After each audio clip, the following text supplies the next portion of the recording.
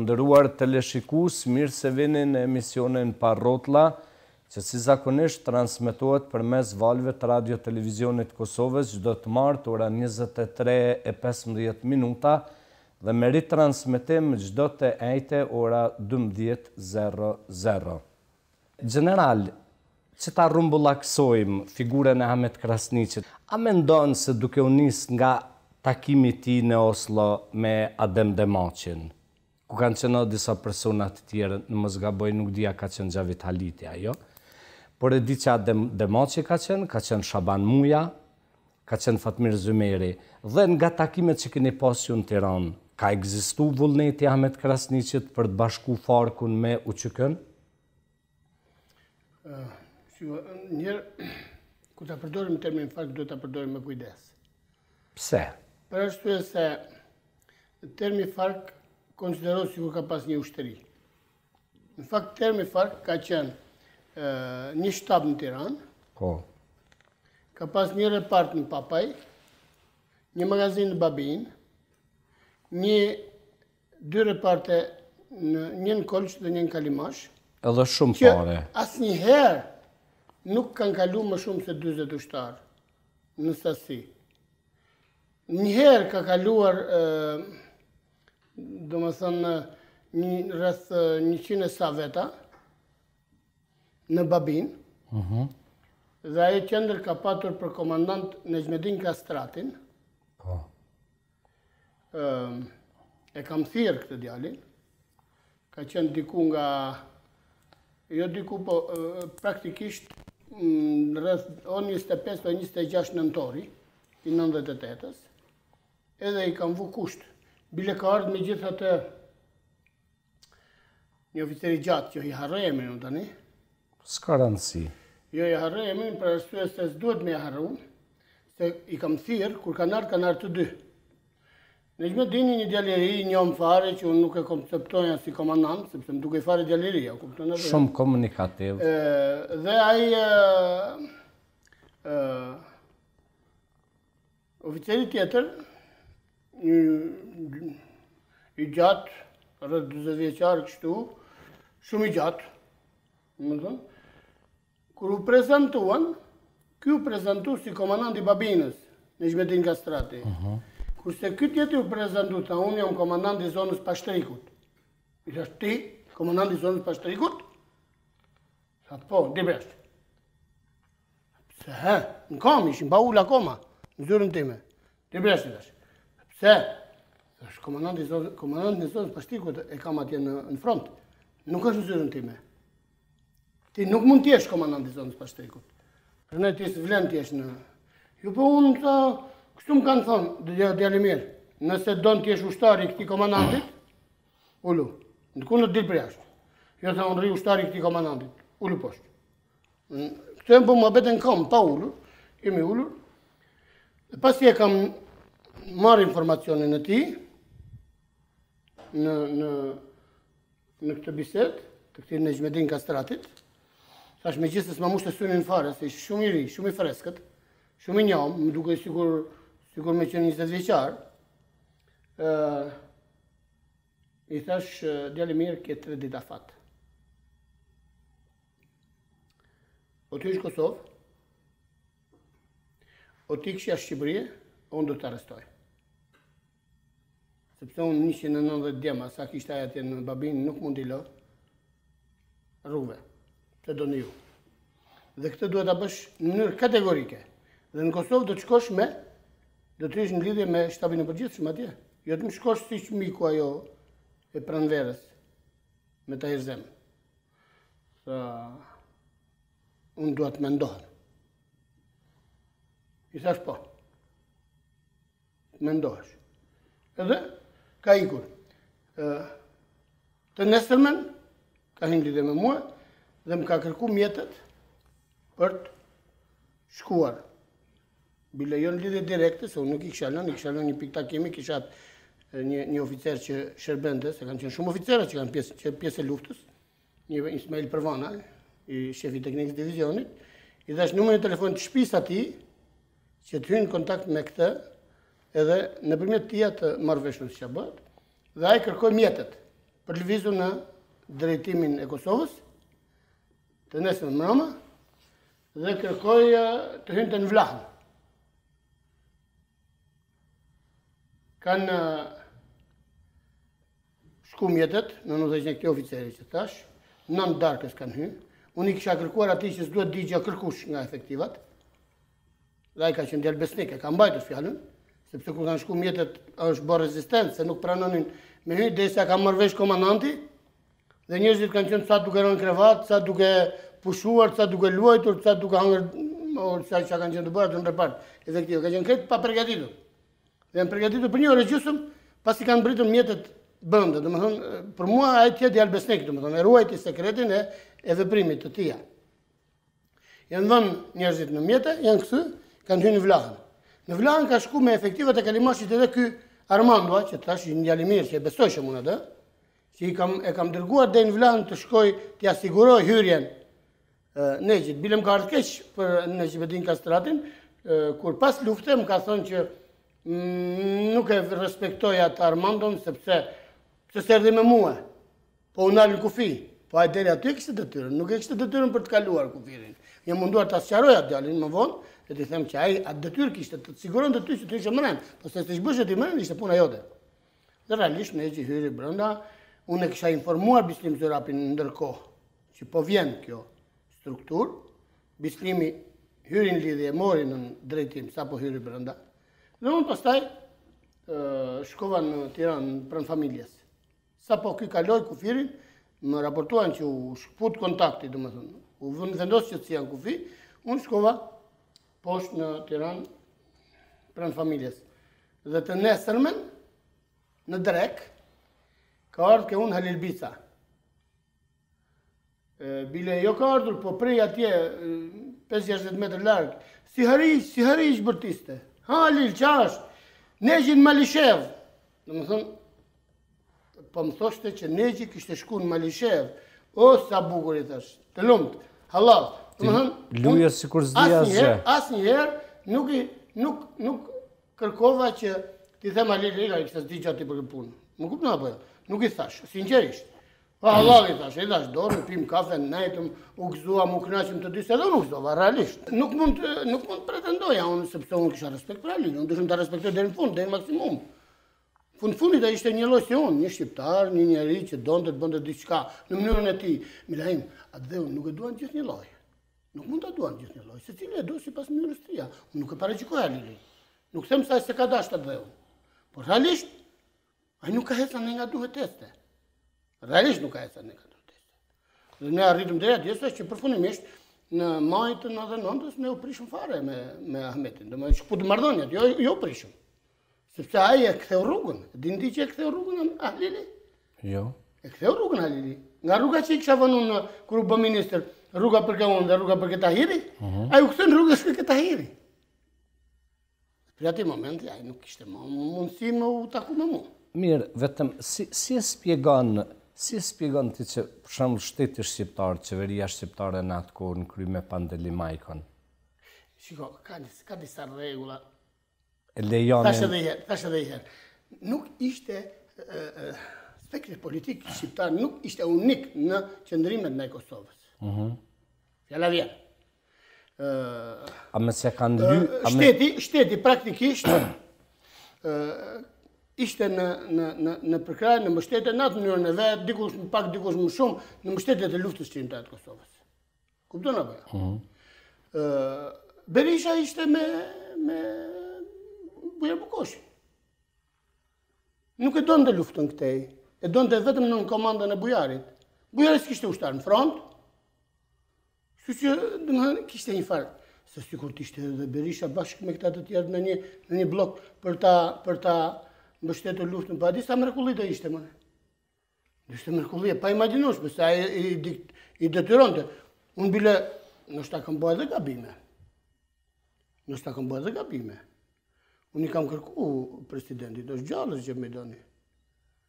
Më lejo fuqi jashtë zonës time, t'i arrestoj gjithë ata që nuk janë sinkron me luftën. Dhe ai më tha merru me detyrën tënde. Si urdhëri thash unë, komandanti i përgjithshëm. Pra kishte një hall edhe shteti Nuk do të krijon dhe konflikte ndër politike brenda vetes. Kështu që ai ishte i detyruar ta lejonte të vepronte në këtë hapësirë. General, në qoftë se gjykojmë gjak ftoft pa i nate. Jo, s'kam i nate, s'kam. Jo, s'po tham që ke i nate, po i prit ku do dalë të pyetja. Tani, që Sali Berisha e donë dhe e ka dosht Kosovën, besoj që pajtohesh me mu. Nuk e di. Ju nuk e dini. Dakor.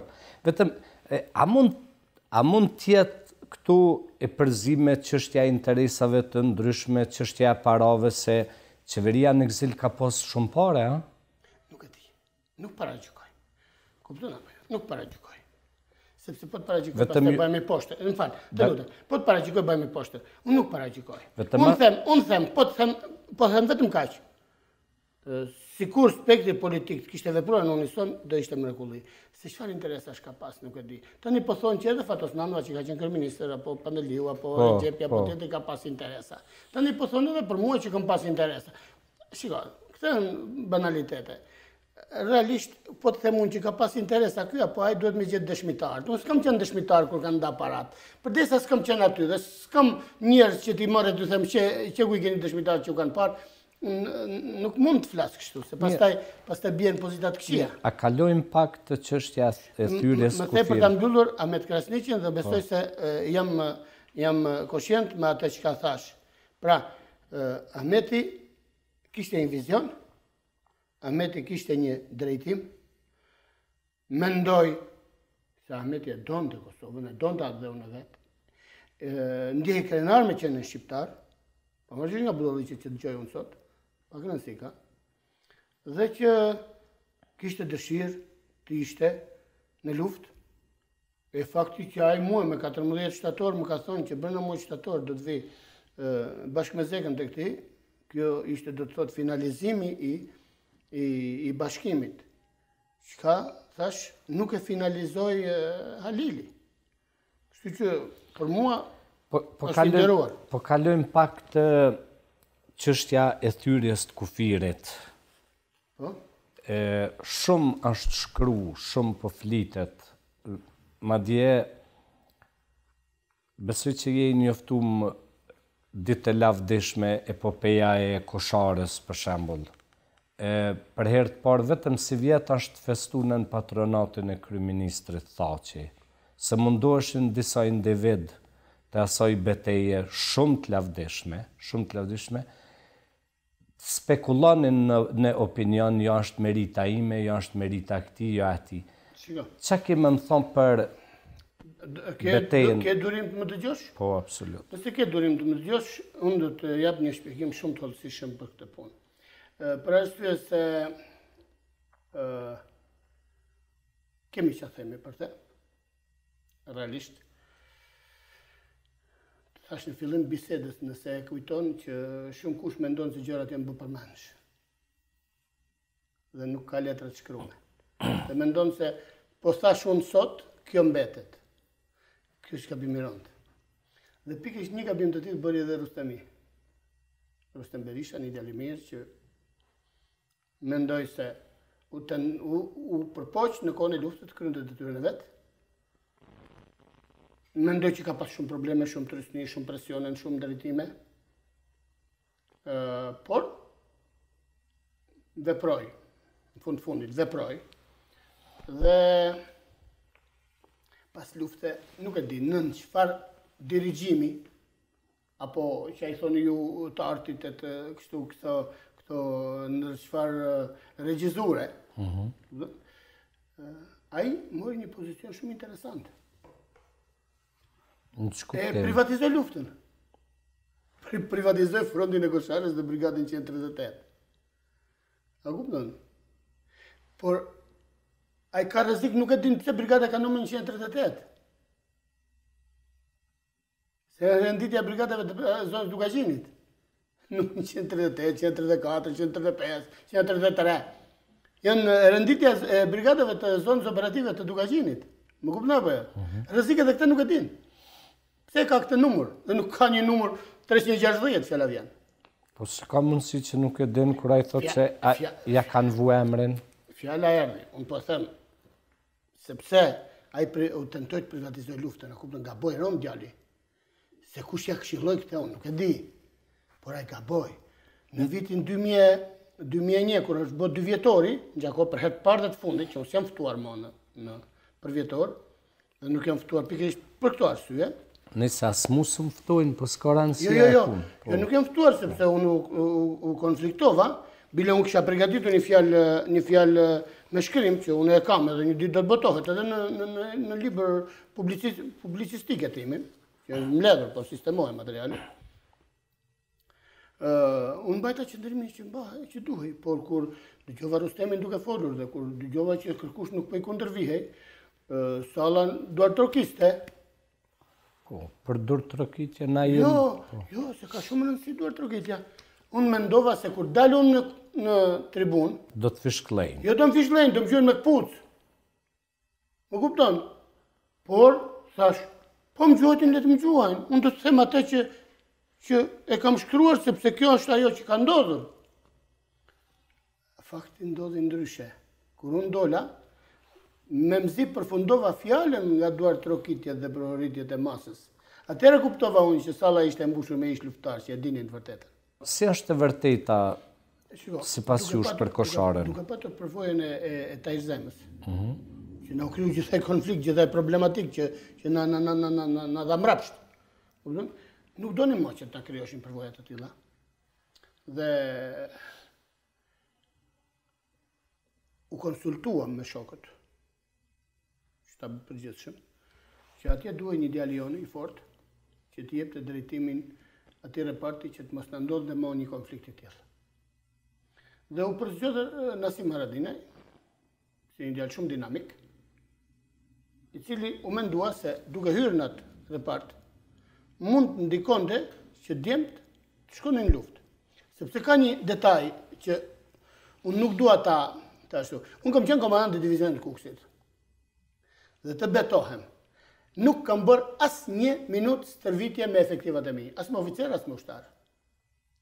Kam qenë pjesë e ushtrisë shkrimtare të Kosovës dhe nuk kam bërë as një minutë stërvitje me efektivat e ushtrisë shkrimtare të Kosovës. E me oficerat e strukturave të Ahmet Krasniqit edhe të Halil Bicës.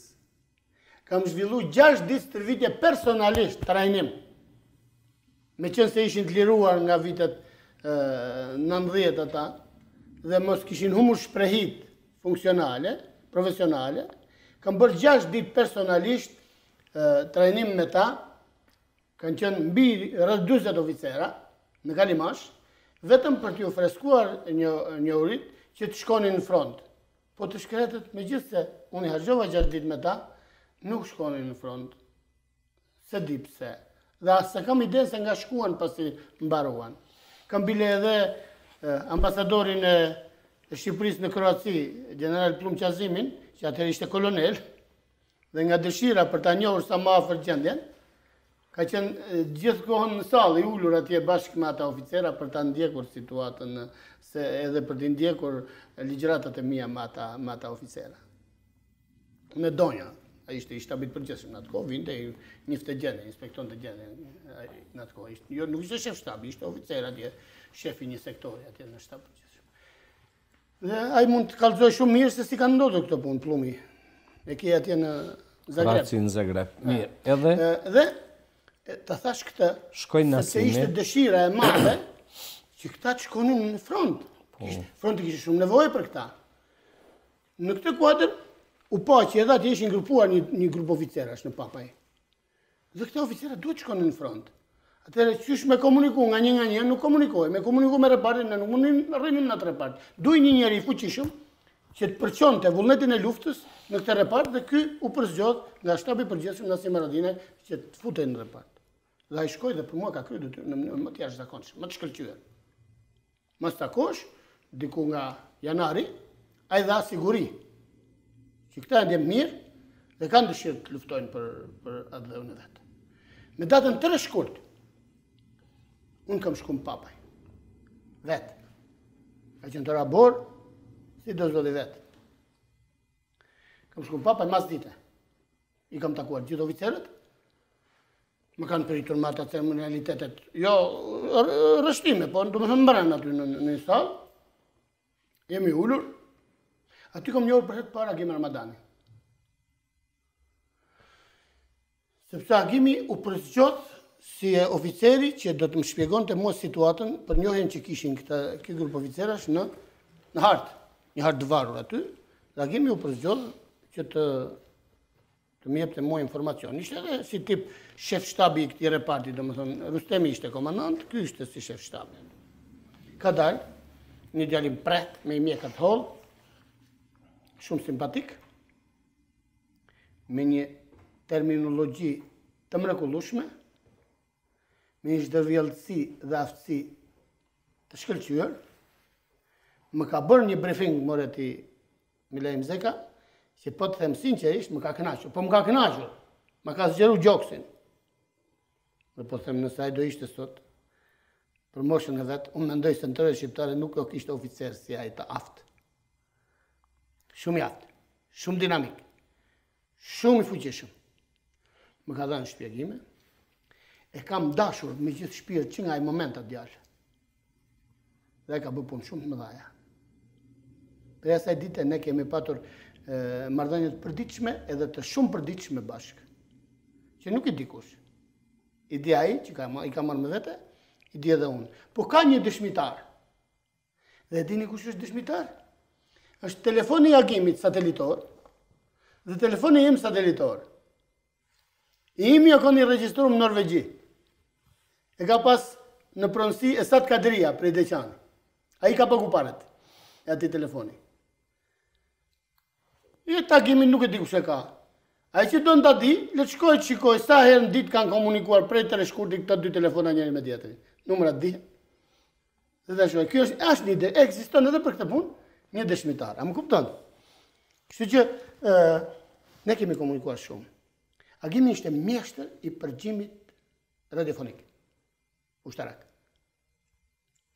Agimi kishte përborxh me dhënë informacione se çfarë ndodh në ushtrinë serbe që nga shtabi përgjithshëm Beograd. E deri te ushtarët në vit parë.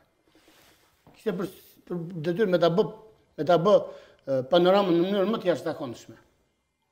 Aq sa duke marrë masa sipas informacioneve të Agimit, u kriju një ide në shtabin tim, po edhe në shtab përgjithshëm, ore, ky komandanti që rri aty në zyrë dhe po i di këto gjëra, me fallë në zyrë këto, me fallë? Nuk i bëshëm me fallë, unë jo, mi jep të Agimi. Më kupton? Interesant. Shumë e dhanë interesante, për herë të parë dëgjoj. E po, nuk e di se sa gjëra duhet të gjërësh për herë të parë, se ka shumë gjëra që nështë duhet të gjërën për herë të parë, po ka dhe shumë gjëra që dihen e dikush çdo, sepse mua, ajo nusja e Agimit, qysh kur kam kanë detyrë, unë kam dalë në lirim që në vitin 2006. Para 2006, më ka marrë një telefon nga Zvicra, dhe më ka pyetur, jam nusja Agim Ramadanit, mirë nusë si je, tha, kam informacion se e ke njohur burrin tim. I thash, po, e kam njohur mirë bile. Tha, a je i gatshëm të më shpjegosh si e ke njohur dhe çfarë konsiderat e ke për të? I thash, po si, kur të duash ti, je mirë se ardhur, me shumë dëshirë. E mirë, do të vit takoj.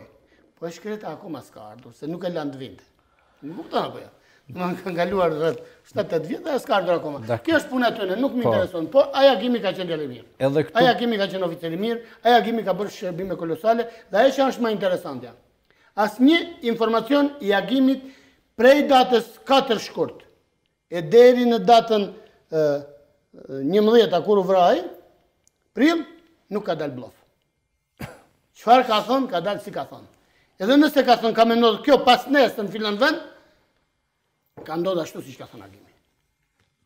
Sepse ka qenë mjeshtër i radiopërgjimit. Bile kur shkova një herë te një qendër fiskulturore, që është kjo Katana këtu në Kastriot, në Biliq. Po. Ai pronari ja kishte vënë emrin Katana, atë pseudonimin e Agim Ramadanit. Po. Dhe kur pim kafe, po fliste për Agimin, i thash unë e njoh Agimin. Si e njoh Agimin, tha. Po Agimi ka punuar për mua, i thash, edhe është një djalë i shkëlqyer. Agimi ka punuar me ty, si s'ka punuar me mua Agimi. S'ka mundësi, tha. Pse? Po duhet ta dinja unë. Unë kam pas shokun më ngushtë. Po ti shokën më ngush mund ta ketë parë tash, po nuk mund të dish atë që s'duhet të dish. Edhe unë kam nejt me agimin e me Fadil Demirin, madje shumë pak para se më vropës, do më thonë, që unë është dashtë me ditë punën që ai ka bo me ty. Absolutisht, ja. Sigurisht. Tani Fadil Demiri është dikush tjetër, nuk ka asnjë lloj lidhje, nuk ka asnjë lloj lidhje me Agim Ramazani. Agim Ramazani është një portret tjetër. Më fal, po e përmenda si dëshmitar, se thamës me fol me njerëz të vdekur, na the.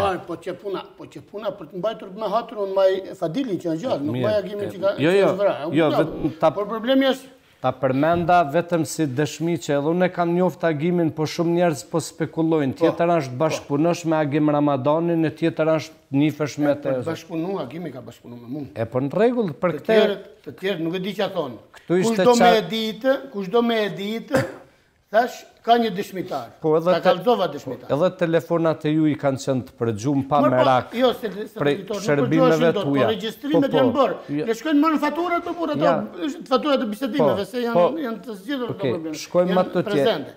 General, para se të shkonit ju në Papaj, është vërtet që keni zhvillu një takim në Kuks me Rustem Berishën? Po, masi Nasimi ka dhënë informacionin se këta djemë kanë dëshirë të shkojnë në front, atëre unë kam kërkuar në zyrë Rustem Berishën. Nuk ka ardhë vetëm, ka ardhë veti treti, nuk e fiksoj ata oficerat e tjerë, por e kam thirrë në zyrë, e kam pritur, kemi biseduar, dhe pasi kemi biseduar, unë i kam kërkuar ati siguri që të shkojnë në front, se nuk investoj për komoditet, unë investoj për frontin. Je i gatshëm ti të shkosh në luftë, që unë të të mbështes, të të fuqizoj, jam i gatshëm. Dorën, dorën. E ka dhënë besën në Kukës ai që jam i gatshëm të shkoj në front. Me gjithë kolegët dhe me gjithë njerëzit. Rreth 42 veta ishin, ushtarë oficerët, aq ishin atje në Papaj në atë kohë. Dhe pasi e kam dëgjuar këtë situatë, me shumë kënaqësi, ju kam kërkuar atyre të më parashtrojnë nevojat. Më kanë thonë që kemi një 38 armë, mos qofsha gabim, 38 armë, por i kemi me probleme teknike. Kemi 2 mortaret 82-she, 2 mortaret 60-she dhe 2 topa 75-she, po i kemi me probleme teknike dhe pa optikë. I kam thënë do dërgoj nesër shefin armatimit divizionit, ka qenë një shef armatimit divizionit, djalë shumë i mirë, që ka qenë shumë i përkushtuar dhe i angazhuar për çështjen kombëtare dhe për luftën e ushtrisë shqiptare të Kosovës, dhe është pjesëmarrës i drejt për drejt, janë shumë pjesëmarrës, janë rreth 190 veta të divizionit Kuksit që kanë qenë drejt për drejt në luftë dhe janë të angazhuar në gjitha drejtimet. Por ky një kapiten, Shahin Toqilla, e kam dërguar të nesërmen në Papaj, ka inspektuar këto armë, ka nxjerrë problemet dhe ka ardhur në Kukës, ka marrë skuadrën e oficinës armëve të divizionit, 6 veta, me gjithë karoficinën, me mjetet përkatëse, dhe kanë shkuar në Papaj. Atyre u kam thënë kështu, fillimisht, Rustem, me qenë se që të mos e ngarkoj veten, se nuk ishte fillu akoma ky procesi që mund nxjerrej diçka nga depo, a kupton? Shumë kush më ka paraqikuar më në atë kohë. Edhe shteti shqiptar më ka paraqikuar. Edhe policia shqiptare më ka paraqikuar. Dhe pastaj unë masi ka përfunduar lufta, u jam nënshtruar një mori kontrolleve të auditimit për gjetur diçka. Po, realisht, unë s'kisha bërë gabime, se isha në luftë, po luftën e bëj sipas disa kritereve, pa shkelur ligjet. Më kupton apo jo? Kështu që ju kam thënë që, shikoni... Do më thonë s'ka qenë shkelje ligjet me dharë mu që kësë? Shikoj, ja kam thënë më vonë, bre. Në regull, dakor. S'ja kam pas dhënë atëherë, s'ja kam pas dhënë në shkurtë. Dhe që përgadit me adhonë. Edhe, shiko, po të vazhdojnë të lufta edhe pak, do t'i kisha dhënë e Katjushkat unë uqikosore, se... Kështu të shkon të e punë. Absolutisht, edhe 3 javë si kur të kështë vazhdojnë lufta, në front të kështë shku artilleria reaktive. 32 gërkëshë. Asë se diskutoj këtë punë, e kam pas programuar. Por kjo është diçka tjetër. Atere Shqipëria ishte de facto në luftë, kur filloj NATO-a. Pas datë 24 unë kam qenë luftë. A kam qenë pjesë e NATO-s. Kam qenë luftë, kisha të drejtën të bëj si të më doj shefi mua, sa fuqi të kem. Njerëzore, teknike, materiale, gjithë shka duhet shku në front. Për ndryshe unë duhet isha dezertor, duhet pushkatohesha. Pra nej, në kundër duhet pushkatohesha, jo pëse kam bërë ato që kam bërë. Në rregull. Që është e shtrohet që në atë kohë nuk ishte në praktikë të tillë që unë nxjerr materiale nga depo. Optika ishte shumë e kufizuar, se ishte dëmtuar shumë në materiale në ngjarjet e 97-s. Dhe unë thash dijoni këtu, i thash Rustemit, edhe Ahmet Alushanit, ja ku e keni Ahmetin këtu, keni këtu në Prishtinë Ahmet Alushanit, edhe Rustemi këtu ashtu dy. Ju thash, unë do t'jau riparoj armët, do t'jau sjell optikën për ato që i keni, por do t'i paguani. Sepse unë do t'ja bëj ngarkim kapterit. Sa po të marroni punë, jo? Unë do t'ja bëj ngarkim kapterit. Dhe kapteri duhet të derdhi parat në financë të divizionit për të likuiduar ato se përndryshua Fusburg. Në më shikoj që ishtë duhet me vepru komandanti divizionit, që si duhet vepron. A më kupton apo jo? Sepse janë disa rregulla ligjore. Unë do t'a quajë material të humbur këtë nga depo. Me logjik, me ndërgjegjje, me gjak ftohtësi. Çka ata si paguan kur, megjithëse u dërgoja ai shefi armatimit faturën atyre, po s'u mor kush me atë punë, nuk u mor me atë punë, sepse ashtu e rrodhi ajo ngjarje, as nuk i pagoi kush realisht, as kapteni si bëra ngarkim, unë as ata si paguan, sepse ngjarjet rrodhën në mënyrë të tillë që pastaj s'u morën më me këtë punë. E mirë. Edhe kanë punuar një javë ata për të riparuar këtë armatimin. Oficina divizionit Kuksit. Dhe unë oficinë divizionit Kuksit nuk ja qoshëm Rustem Berishës se kisha kush e di çfarë. Unë ja qova si komandant reparti i ushtrisë shqiptare të Kosovës. Nëse do kisha menduar që Rustemi don të jetë komandant privat, i tha njerëzve privat, nuk do isha marrë me të fare. Këtu ka gabuar Rustemi.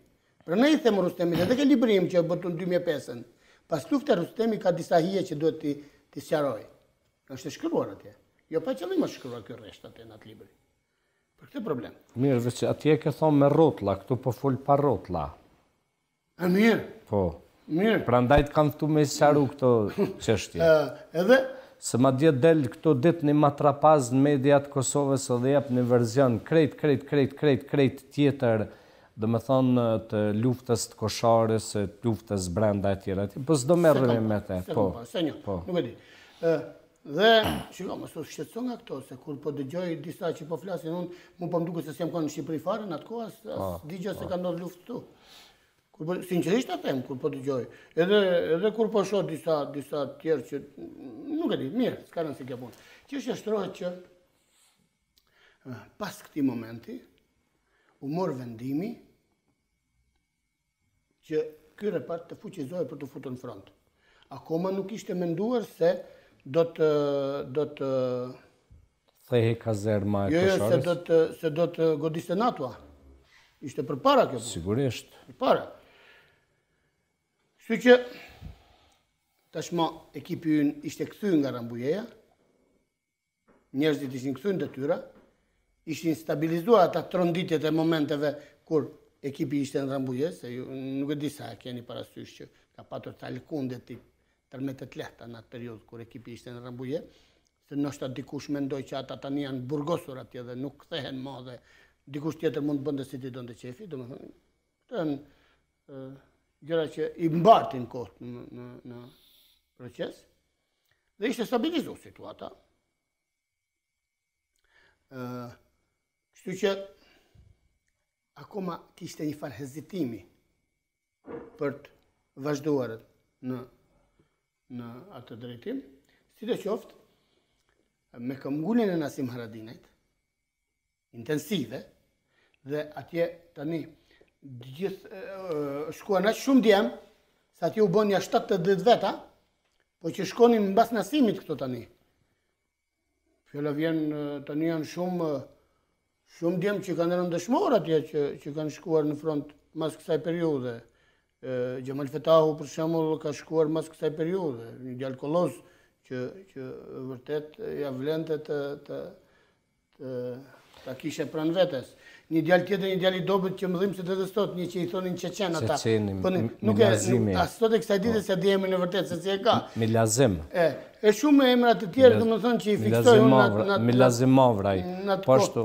Ka qenë shok i burgosur, shok i... Kështu që atje shkuan shumë djemë pastaj dhe u bënja 70 veta. Në këtë kuadër, u kërkua që të shkoj atje Gjeladingashi të inspektoj situatën dhe kanë shku me gjithë dajën. Azëm Sylen, po. Dajën me gjithë Gjeladin kanë shku. Kur kanë shku nga Serm, ishte krijuar në këtë kohë qeveria përkohshme e Kosovës. Dhe Azemi tani nuk ishte më komandanti i ushtrisë, po ishte ministri i mbrojtjes. Dhe kur kanë shku nga Serm, Rustemi Kadali është paraqitur Azemit, zoti ministri i mbrojtjes. Ashtu ka qenë se bashkë kam qenë, edhe Nasim, edhe unë kam qenë. Si gazetar. Aq mirë, domethënë është paraqitur. Dhe kur janë kthyer, ata kanë shku me fardyshimi si e kemi situatën, po kur janë kthyer prej atje dhe kanë ardhur ka unë, kanë ardhur tepër të entuziazmuar, tepër të kënaqur dhe tepër të bindur se ne kemi një repart shumë të suksesshëm në atë vend. Atëherë është marrë vendimi që edhe një 76 ushtarë që i kishim Kalimash ne, të mbartim në Papaj, me njëherë, me gjithë armatimin e tyre, një 60 të tjerë që ishin në Thahën, të mbartën në Papaj, një 20 të tjerë që ishin në Vlahën, të mbartën në Papaj, dhe u banë rreth 200 sa ushtarë në Papaj.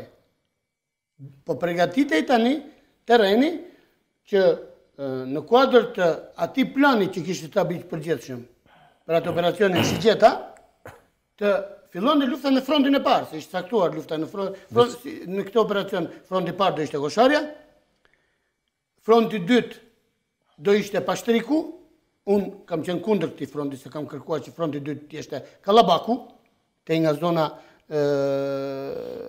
e Gorës, domethënë nuk e di a keni parasysh, te nga Restelica.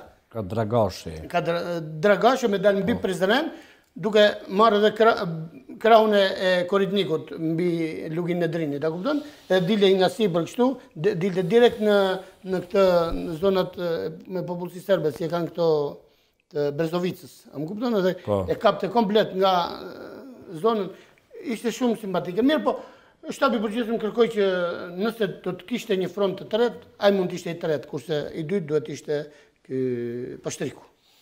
Mirë. Normal që do të merrej për bazë ai vendime dhe ashtu u bë. Por domethënë po përgatitej kjo, pa filluar akoma goditjet e NATO-s. Rustemi ishte shumë manjak. Çdo ditë kërkonte. Çdo ditë kërkonte. Çdo ditë kërkonte në mënyrë pa ndërprerje. Çka kërkonte? Gjithçka. Po. Gjithçka. Tani, me 24 fillon goditjet e NATO-s. Me 25 tashmë divizioni Guksit, de facto, ishte pjesë e luftës. Doja s'doja unë. Populli filloi të vinte, efektivat ishin në pozicione, në këtë moment duheshin hapur depot. Duheshin hapur depot. Edhe tankset. Shiko, duheshin hapur depot sepse ndodhej diçka shumë interesante në Kukës. Me datën 24, unë u akuzova për tradhti nga një shok i imi. U akuzova me datë 25. Nga Gjavitaliti. Jo, nga shoki imi, shoki Kuksit, shok, jo Gjavitaliti. Ma vonë Gjavitit ka akuzuar për diçka. Ata më kanë akuzuar shumë herë mua, edhe kur kam thirrë Ahmet Krasniqin më kanë akuzuar ata, më kanë thënë ke tradhtuar luftën. Por kjo është diçka që nuk është diçka tjetër. Okej, një shok i atë ditë më ka akuzuar mua me datën 25, më ka akuzuar një shok i imi. Mars, po pse? Sepse filloi hyn 25.000 veta ne gjithë Shqipëria, Ushtria Shqiptare, OSBE-ja, Bashkimi Evropian, NATO-a, OKB-ja ishin përgatitur për deri në 30.000 shpërngulur, jo për milion. Gjithë ne dinim do vinë nga zonat e lutja 30.000, do të sistemojmë kështu. Dhe kaq. Mos e po vinë 25.000 veta brenda datës 25. Për një ditë. Dhe 60 e sa 2.000 të tjerë brenda datës 26, kjo ishte skandal. Sigurisht. Atëherë më një shok i ngushtë, më thot, ku do si, po ja kreve detyrën Miloševićit. Ja pastrove Kosovën, po këtë mision pas ke patur ti? Kjo është lufta jote për Kosovën? Dhe ta them burrnisht, Shumë e rëndë. Jo, hiqë rëndë për mu. Unë u binda se që ashtu pas kem bon. U binda se ashtu pas kem bon. Mu erë gjithë shka. Unë e konzerova vetën fajtorë për gjithë shka. Tani më duke se data Kosovarë që ishin morin, i kishëm sjellon. Kur më thoshte ky, që ishte shoku im, që duhet të thënë të tjerë. Ndaj, shikoj, dhe tani kur e kujtoj më djerësit e balli, sepse më tensionon. Ashta unë nuk shifshëm asnjë lloj alternative për të shpëtuar nga kjo situatë. Dhe e vetmi alternativë ishte që t'ja futshem vetes për të shpëtuar një herë mirë. Por, mas si kam menduar këtë, unë nuk kam guxuar me hinë zyrë mo. Se në zyrë ishte arma. Nga ora 4:30 mas dite, deri në orën 9 të darkës, kam lëvizur në korridor të godinës së divizionit. Pa pushim fare, vetëm lartë e poshtë. Pa u marrë mas njeri, pa më for njeri gjallë.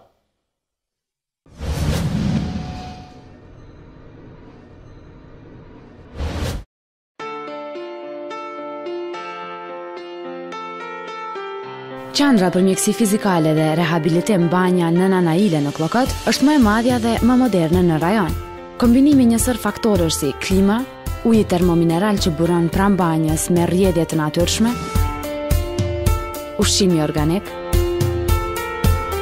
peloida, fizioterapit, me një staf shumë profesional mjekësor në mbikëqyrjen e doktor Enver Haxhiu janë garancë e suksesit në shërimin dhe rehabilitimin e pacientëve, respektivisht klientëve. Për më shumë informata, na kontaktoni. Tek ne do të gjeni ngrohtësi në 4 stinët e vitit.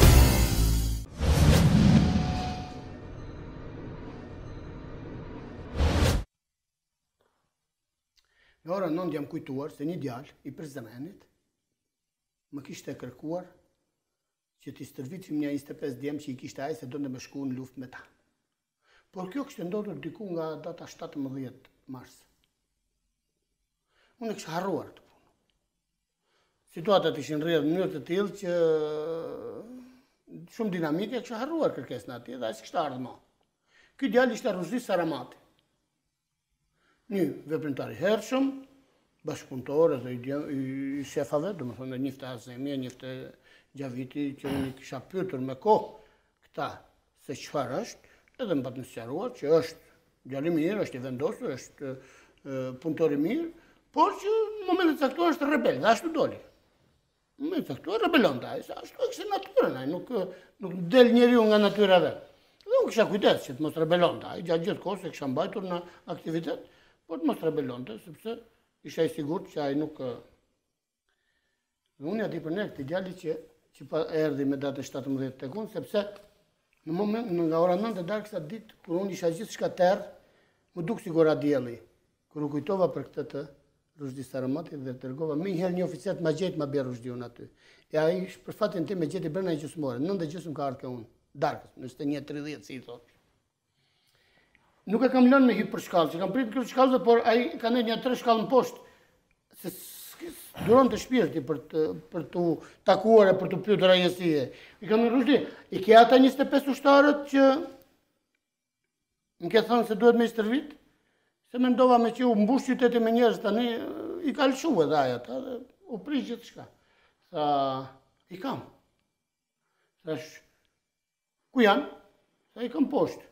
Te uzina, rrinë te uzina. Ajo uzina e përfolur që tani na kanë hëngër mëlqie, zemra, veshka, e budalliqet, uzina mekanike e Kuksit, që ka shërbyer si bazë e USHK-s, ky ka qenë komandanti. Që pa lejet ati s'ka guxuar me marrë frymë aty brenda gazermës, as Azem Sylla që ishte komandanti i përgjithshëm. Jo me hyje me rraf njerëz, me hyje kush i donte qefi aty, me bë budalliqet kësaj natyre. Pse se kanë thjerë Ruzdiun, më thon. Ti ke qenë komandant këtu. Kush ka hyrë ka dal? Ai ka qenë. Dhe bie nënë nuk guxonte, po them. Ishte vërtet komandant, ishte shumë jeger, shumë i rrep. Thash, ai rebelonte kur donte, s'do në me ditë kush ishte ti. Shumë trim. Dhe ai kam. Thash, po uniforma, kemi për ta? Ta kemi, për ta e shumë tjera. Ta kemi një magazin. Po emblemat UQK-s edhe kështu shenja të krahut. Sa kemi? Për sa kemi? Sa të pakën për 3.000 veta. Seriozisht e kje? Sa po i kemi. Nuk e kishim këtë informacion. I thash dëgjoj djali mirë pra. Tani merret detyrën. Do të shkosh tani me vrap në kazermë. Do të visheni të 6 me uniformë. Të 26. Më 25 ata edhe ky 26. Do dilni në qytet 26. Secili do të gjejë djalë që është i gatshëm të shkojë në luftë. Do të ktheheni me nga një djalë me përdore. Do vini në kazermë. Do t'i vishni me uniformë, do dilni 52. Secili do gjejë djalë që është i gatshëm të shkojë në luftë. Do ktheheni 104. Do i vishni me uniformë, do dilni 104. Do të kërkoni nga një djalë për ta çuar në luftë.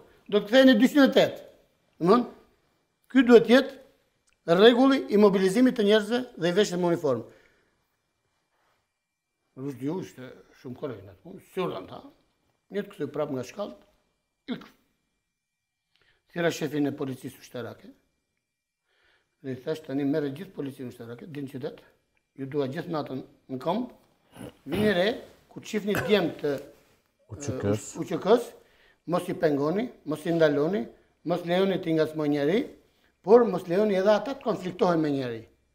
Prap, keni gati për të hyrë mes me jeshtë. Të thëshëm, shkon ajo kap me zor, do vish me mua, se do shkon në front. Atëherë do ishte polici ushtarak që do hinte të mes e thoshte, mos u merr më të punë.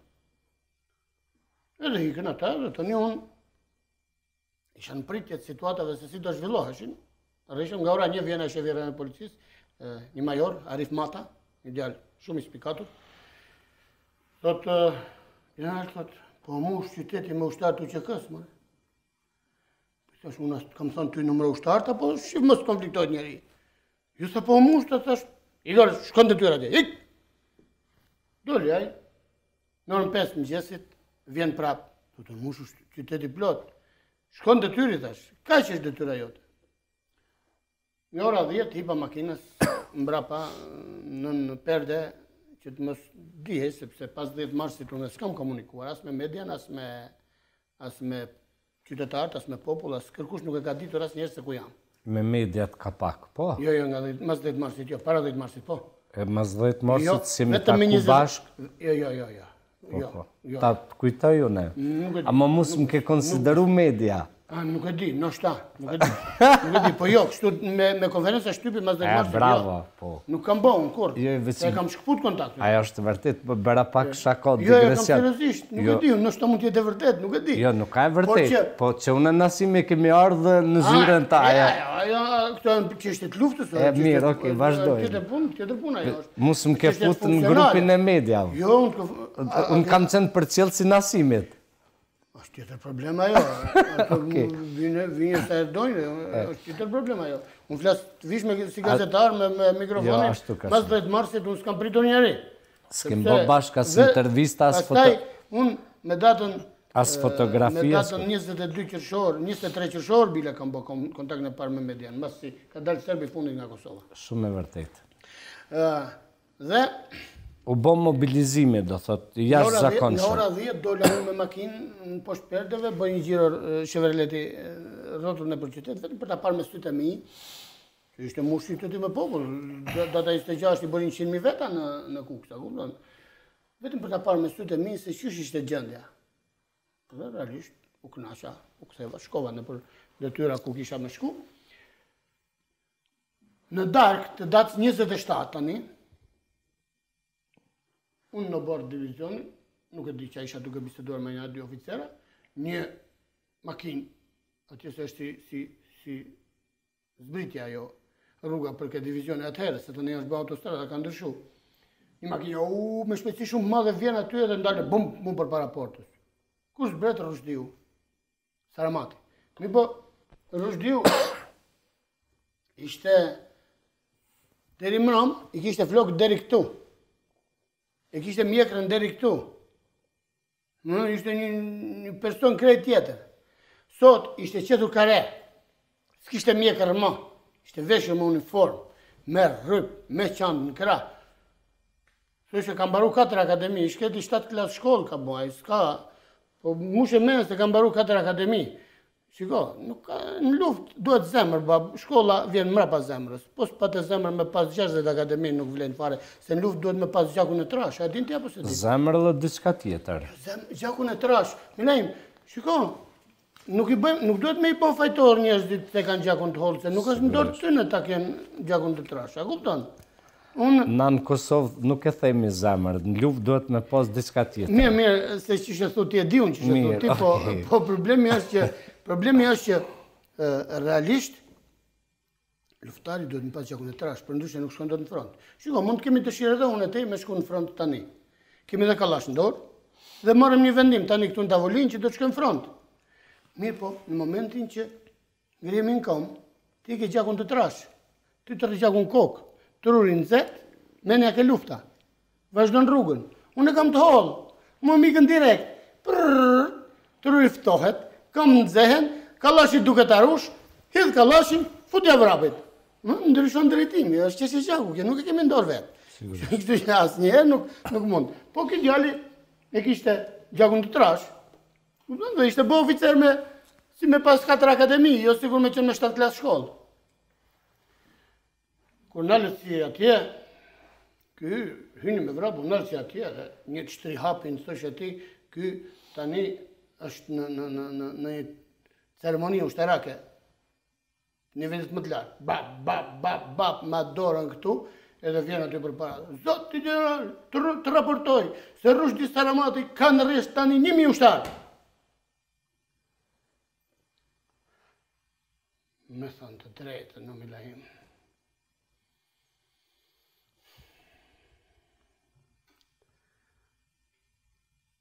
Nuk di që të themë. Si harisht më të madhë, njëtë time nuk kisha të gjuar. Veç, kam hapur kratë. Në afrotë për qafoj, që të themë me vla, e kam furë në gji, sepse, e falë se... Jo, janë emocione shumë të rana për ata që kanë përjetu. Më dukë sikur tani u shliru Kosova ma. Me thonë, u pa që ata që dilin si popull i shpërngullur dhe i përzan dhe i hedhur jashtë në kufirin në morin, po i ktheshin tokës vetë si luftar, si ushtar me armë, ndorë për të shliruar. Dhe kjo ishte vlera më jashtëzakonshme asaj kohe. Ta e përqafova atë Rushdion dhe e nisa në detyrë të vazhdoj krye detyrës vetë, u vazhdua procesi dhe në këtë rrjedh shtabi përgjithshëm i ushtrisë shqiptare të Kosovës duke u ballafaquar me këtë përvojë të këtij luftëtari kolos për mua, pavarësisht ai bëri shumë gabime, do të bëje gabime prapë, se aq ishte vizioni i tij. Ndori vendimin për mobilizim e përgjithshëm. Pra tashmë kishte ardhur koha që çdo qytetar i Kosovës të merrte përgjegjësitë përpara dheut, sepse po rrezikohej. Dhe në Kukës u krijua një kapital njerëzor për të shkuar në luftë kolosal. Asa u detyruam ne të ngrem 2 fushime me nga 2500 veta, një në Fushdugagjin dhe një në Helshan, me komandat posaçme, bile komandanti i Fushdugagjinit, që ma mërmenja se nuk ka patur në ushtar tjetër, në oficer tjetër të ushtrisë shqiptare, një Islam Shehu, ka vdekur para një 3 muesh, dhe ai ka komanduar dhe stërvitur 2500 ushtarë të UÇK-s, një 3-4 muaj sa kanë nejtë, nga 1 prilli deri në 2 muaj gjysmë sa kanë nejtë, duke pritur për cjellur, dhe ka vdekur para një 3 muesh i hedhur jashtë nga ushtria, me gjithse ishte djalëri, plasi nga që e hodhën nga ushtria, dhe askush nuk tha asnjë fjalë ke varri, dhe unë e mora vesh me vonesë, pak me shku me thonë që shikoni, ky djalë i ka stërvitur 2500 luftëtar të ushtrisë shqiptare të Kosovës dhe i ka nisur drejt frontit. E them këtë rast sepse po ndodhin çuditëra. Ne akoma edhe sot e kësaj dite, more Milaim, vazhdojmë të mbajmë fjalime e të deklarohemi si bashkëluftëtar të komandantit legjendar Adem Jashari. Akoma ne mbajmë fjalime dhe bëjmë perifrazime dhe bëjmë përkufizime të veprës madhore të familjes Jashari. Po familja Jashari është pa status ligjor. Shumë e vërtet. Ha? Shumë e vërtet. Dhe unë shtrepytjen, ku bëhen ligjet sot? Në Beograd apo në Prishtinë? Familja Jashari duhet kishte një rezidencë në Prishtinë, si një Absolutisht familje për mua- mbretërore, Shiko. që ti Shikoni, pristin delegacion. Unë personalisht jam munduar me gjithë shpirt ta kryej detyrën time. Në 16 dhjetor të vitit 2006 i kam quar me shkrim propozimin kryeministrit të Kosovës Agim Qeku, ku i propozoj që të ndërtohen të marrë nismën, sepse janë vlerë për të dhe për qeverinë që u theq, për të ndërtuar dhe paraqit parlamentit 7 ligje. Ligji i parë, ligji statusi i familjes Jashari, ku brenda familjes futet edhe komandanti. Sigurisht. Nuk ke pse ndan komandantin veç. Dhe bile aty unë kam parashtruar edhe elementet se çfarë mendoj unë se duhet përmbaj ky ligj. Ky status. Dhe unë aty në një pikë them që kjo familje është vlerë nëse ne i japim nivelin e një familje prinsërore.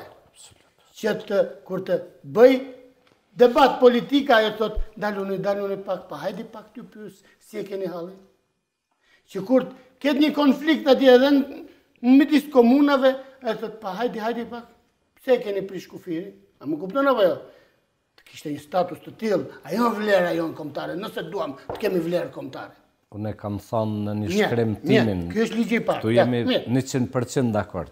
Ligji i dytë. Njeriu Ne s'kemi status për luftën më mirë. po. Statusi i luftës, ç'ishte kjo luftë? Që u bë? Ka një ligj? Ha? Ja. Ne s'kemi status për ushtërinë, që mbarti luftën. Ç'ishte kjo ushtëri? Ne s'kemi. Njëri thot ka pas shtab përgjithshëm, njëri thot s'ka pas komandant, tjetri thot shtabi ka lindur mbrapa, tjetri thot jo, ushtari ka ardhur përpara. Këto janë banalitete, nuk i has qeni. Kemi ne Në një shtet normal janë edhe dënueshme. Kemi ne status për luftëtarët, për veteranët e luftës? Është bon tash. Hiç të bëra asgjë hiç deri tani. Por në praktikë Hiç nuk të është bëra bashkë. asgjë tjetër. Edhe- Kemi ne status për invalidët? A di që invalidët e luftës paguajnë ja 40 euro më pak se invalidët që kanë vrarë kamën në kohën e Titos për t'i fyer? Nuk janë normale këto. Tjetër, cili ligj? Ligji për dëshmorët. Ne kemi ilegalisht dëshmorët në përvarrezë. A di apo se di? S'ka ligj për dëshmorët. Ku është ligji për dëshmorët? Ma lexoni ta shohun. Unë s'po gjej dot. Nëse është, në kallzoni burrat aty ku është. Ne ju bëjmë nderim dëshmorëve, se kjo tokë aty në është. Ka qenë më e rëndësishëm general ligji për privatizim. Nuk e di, nuk duhet hynë këtë fushë, s'më intereson fare. Dhe një ligj i shtatët, një ligj i shtatët që kam kërkuar unë. Për veprimtarët dhe luftëtarët e këtyre të rojeve prej vitit 1912, apo ndoshta edhe prej lidhjes Prizrenit e këtej. Pse? Po që është Hasan Prishtina për Kosovën? Do të thotë Republika e Shqipërisë e ka shpallur herët popull, ose më duhet mua çka ka bë Tirana. Që bën Prishtina? Që është Hasan Prishtina? Hasan Prishtina është komandant i përgjithshëm i kryengritjes së përgjithshme për pavarësinë e Shqipërisë. Që edhe filmit Nëntori 2 që prodhon Tiranë nuk e ka dhënë vlerat dhe nxjerr një komandant repartit të tij, Isa Boletinin, e nxjerr si prioritar. Jo. Ka qenë vartë si Hasanit i saj. I fort boll, i madh boll, kollos, patriot, luftëtar, me shumë vlerë, po komandant ka pas Hasan Prishtinën. Por edhe i saj, që është i saj për Kosovën? Që është Azem Galisa? Po mirë, pse nuk duhet tjetë heroj Kosovës Adem Demaci? Nuk e gjallë, më pësën gjallë që ka. Edhe Raman Parlaku është gjallë, generali i luftës dytë botërore. 93 vjeç, është heroj popullit. në Tiranë. Edhe, pse mos jetë heroj Kosovës, Adem Demaci? Pse të mos ketë një titull të tillë? Pra duhet të ketë ligj për veprimtarët dhe luftëtarët e gjithë plejadës. Këto nuk jam të thënë ty. Me 16 dhjetor të vitit, të lutem, jo nuk jam të thënë për herë parë kam llafin. Me 16 dhjetor të vitit 2006-s ja kam dërguar Agim Qekut si kryeminist që të marrë nismën të bëj këto punë. Me çka ja ke dërguar? Dhe për djeni, me shkrimëre. Shumë gabim. Me gjithë vijat. Shumë gabim ke. M'fal, me gjithë pikat se çfarë do të përmbajë njëri ligj e çfarë do të përmbajë tjetër ligj.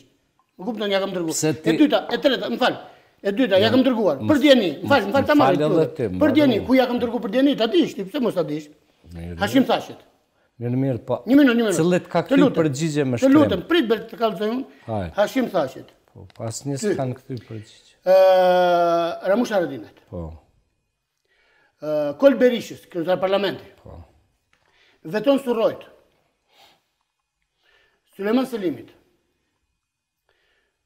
Gjavit Halitit. Azem Sylës. Këta ditë fundit me gojë më kanë thënë, valla mire kje. Më kallëzo me shkrim kush të Jo ka me përgjigj. As më ka thënë kush që e pas ke bosh këtë punë. Ku a kam shunë gjithë. A të thash që ke bosh shumë E gabim? kanë me shkrim një 18 faqe kompjuterike të shkruar, ajo kam dërguar. Shiko, unë mundon bëj punën time sepse më dhem se ka djem që i kam pusën ballë, u kam thënë u pafshin Kosovë të lirë dhe nuk i kam parë më, dhe nuk janë më këtu. Mirë, atë kujtohet mbas luftës, se ka ardhur në Kosovë fill mbas mbarimit të luftës, epopeja e parë e Prekazit. Që është mbajt vetëm Prekaz, atë kujtohet 3 ditë. 5-6, atë kujtohet? E bravo. Në atë kohë, fill mbas luftës, kemi shkuar në Kull, te Rifat Jashari, më kam mbështet Sami Lushtaku, kam qenë unë ai që kam propozu dhe kam thonë që epopeja e Adem Jasharit duhet të filloj 5 marsi në Prishtinë. Sepse Adem Jashari është i gjithë shqiptarëve. Dhe familja Jasharit duhet të ketë një rezidencë në Prishtinë, jo vetëm Prekaz, që çdo delegacion i botës që vjen ta presë si një familje mbretërore. Dhe kjo nuk është bon sepse në Prekaz shkohet në 85% të rasteve me thonë ja ku jemi ne afër komandantit për vota. Dhe gjithë shka është këty në biznes edhe në vota. Prandaj mos u ban nervoz edhe mos u mbërtit mu. Nuk po të bërtas ty, po shikoni, më dhem mu. Po të dhem gjithve. Më dhem. Ti kujt dush drejtoju këtu me shkrim kur përgjigjes merë? Kur? Pse paguen miliona zyrtarë tonë politik, miliona paguen telefona? Njerëz që din me shkru, nuk ka nevoj me full gjithë ditën telefon. Gjdo qeverie mbas luftës, gjdo këshilltari, ministravi, kryeministrav, jënë pagu miliona paron telefon dhe në makina. Nuk duhet ta... E po mës dash mës shkruj tjetër herë pra. Që se s'danë më bon nervoz, mës shkruj. E mirë. Dakord, vazhdojmë. Problemi është ky që realisht Ministri i Mbrojtjes Azem Syla me datën 8, me datën 7 prill urdhëron direkt, drejt për drejt Rustem Berishën që në orën 3:00 duke u gdhit data 8 të filloj operacioni.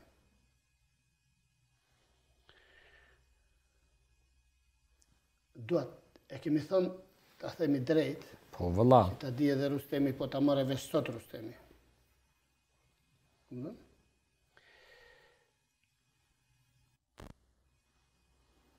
Rustemi hezitoj ta zbatoj këtë urdhër. Dhe nga që e dinte pozicionin tim në marrëdhëniet me shtabin e përgjithshëm dhe me Ministrin e Mbrojtjes, me Dajën, më merr në telefon mua.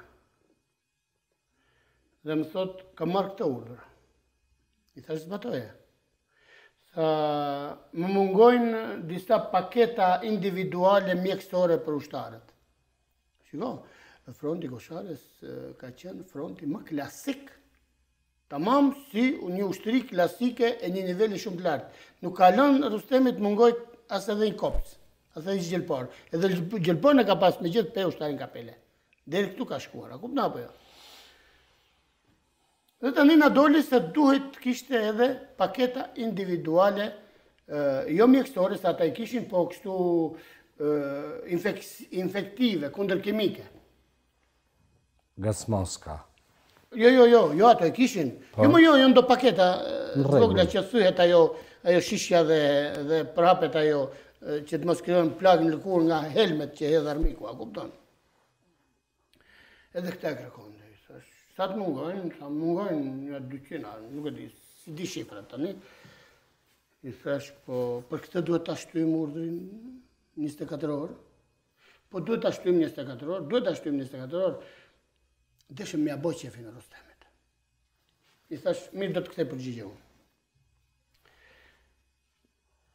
I thash, dajes në telefoni. Kështu ke urdhruar, apo. I thash duhet ta shtysh urdhrin 24 orë. Dhe nëse nuk zbatohet edhe pas 24 orëve, thash, pastaj përgjegjësinë ma ngarko mua. Tha urdhri do të zbatohet siç e kam thënë. I thash duhet të shtyhet 24 orë. Tha urdhri do të zbatohet siç e kam thënë. I thash po duhet të shtyhet 24 orë. Nuk shtyhet as një sekond. Urdhri do të zbatohet siç e kam thënë. Tash as për hatrin tim, nuk të kam hatër fare ata. Zbatohet urdhri. Dhe mbylli telefonin. Mbeta në klasë. Këtë situatë nuk e kam përfolur deri sot, as me shkrim, as me gojë, se nuk kam dash të bëhem unë ndërmjet si këtyre situatave. Duhet ta lë të rrjedhi mes tyre, po me qenë se s'po më lënë rahat, atëherë unë po them hapur se qysh ka ndodhur situata. Me marrë Rustemi, me i thonë, ministri nuk pranon të shty, nuk desha ta acaroj se ishe të shku në lufta, ja më kupton, dhe kur njeri o duke shku në luft, duhet përgrelur, jo duhet goditur, sepse është problem. Ka një dobësi që e kanë pas Zeka dhe Daja. Dobësia ka qenë kjo, që kur ata ishin në Shqipëri, se Zeka kërësisht rrinte në Shqipëri, kur kishte me lëviz në përbot, ishte puna tia. Kurse Daja rrinte edhe në Kosovë, edhe në Shqipëri, si që ja kërkonte funksioni dhe kontaktet apo nevoja që kishte lufta. Dhe ata dy kishin një dobësi. Dobësia ishte që kur ishin në Shqipëri, po t'ju thoshte dikush nga shtabi përgjithshëm këtu brenda për një punë, e zbatonin me korrektesë, domethënë si ushtari i parë. Nëse e kishin këtë, kjo është dobësia e tyre. Është e mirë kjo dobësi, nuk është e keqe, më kupton. Ai që është në front atje duhet t'ja shkosh rregjan, se je duke folur tani mund mos komunikosh më nesër. Por sidoqoftë e kishin këtë. Duke ditur këtë dobësi, unë që s'ka kam thënë kur, po a them sonte. S'ka kam thënë kur që ata kanë pas këtë dobësi, sinqerisht e them. Ti e merr Bislim Zyrapin apo si veprove? E mora Bislim Zyrapin në telefon. E them o Bislim, kështu është situata. Ja u përdore pyken. Sinqerisht të them, o Bislim them kështu është situata. Unë fola me Dajen. Daja nuk më pranon. Por problemi është që unë nuk duhet bëhem ndërmjet tejet dhe Rustem Berishës. Prandaj, fol me Dajen, se ju a shkon regjan Daja, se mu nuk më ngjon. Mu më thasë të kam as hatër. Fol me Dajen, ta pranoj Daja këtë punë, dhe pastaj flasim bashkë. I thash, në rregull, e disha mund që kjo punë bëhet. Bislimi mori Dajen, telefon, foli me të, dhe mori mua. Thot, babush, u kry. Shtyje, thot. Për 24 orë.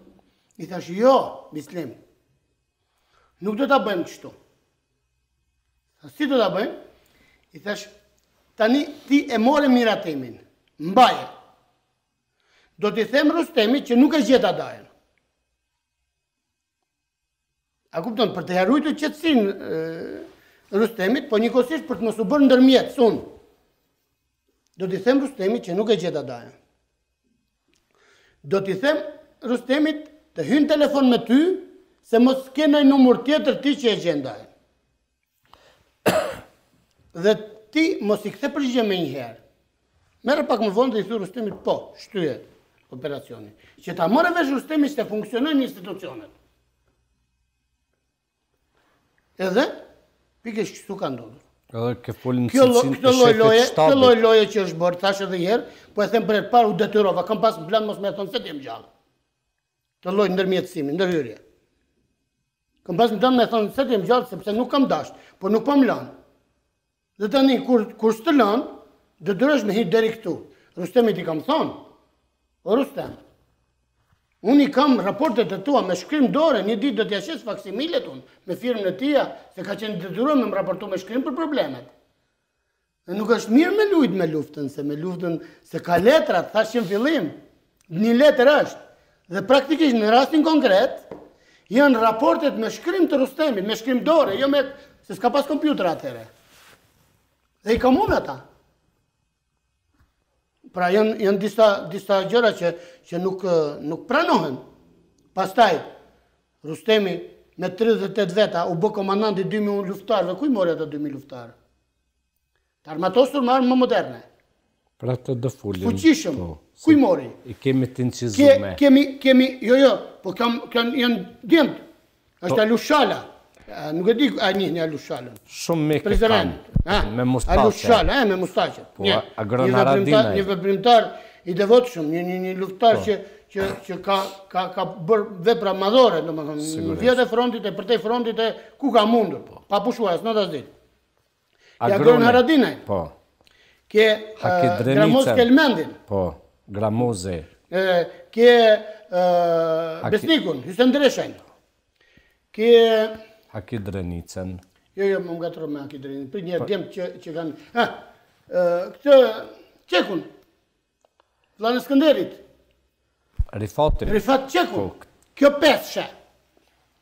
Ashtë pesësha udhëheqëse e kolonave sa herë ka bon ga Rustem Berisha, kompania me 100 luftari ka shku në front brenda 2 orëve. Edhe me armë. Më kupton? Unë kur them e stërvitur, armatosur, e përzgjedhur nga ai djali që thash se vdiq, që t'ishin djemë përgatitur jo me shku në djalë mish për top, sepse veç në radhë të ushtrisë shqiptare të Kosovës, ka ndodhur që çaj ushtari pse s'më le shku në luftë.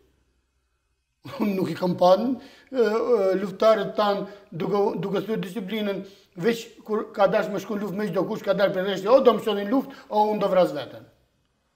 Vetëm këtu kam parë, unë nuk më ka ndodhur tjetër këtu, unë i kam kontaktuar luftarët, edhe në Elçan, edhe në Kalimash, e i kam rreshtuar. Kam bajt fjalime përpara tyre që ata se kanë ditë fare se kush ka qenë ai njeriu që kam bajt fjalime përpara tyre, edhe kur kanë qenë 2000 veta, edhe kur kanë qenë me radhë, sepse kjo ishte detyra ime, të bëshem moral, të jepshem mesazhe, më kupton? Pra, kjo është pesësha që ja ka qenë ushtarët Rustemit, po këto nuk kanë qenë ekip privat i Rustemit, që do të privatizoj luftën. Asa 2000 luftarë që kanë shkuar atje, s'kanë qenë ekip privat i Rustemit. Pastaj, ato armët që kanë dalë nga depot, ja kujton se kanë dalë kështu dile lëshojnë mal, janë ndjekur të rregulla, standarde absolute. Dhe për gjitha ka firmën Gjeladin Gashi, Gjeladini që s'ban, po për mua është perfekt. është jashtëzakonshëm. Të gjitha me firmën Gjeladin Gashit. Çdo predh, çdo fishek, çdo pushk, çdo top, çdo gjë. Ka firmuar Gjeladin Gashi për ta.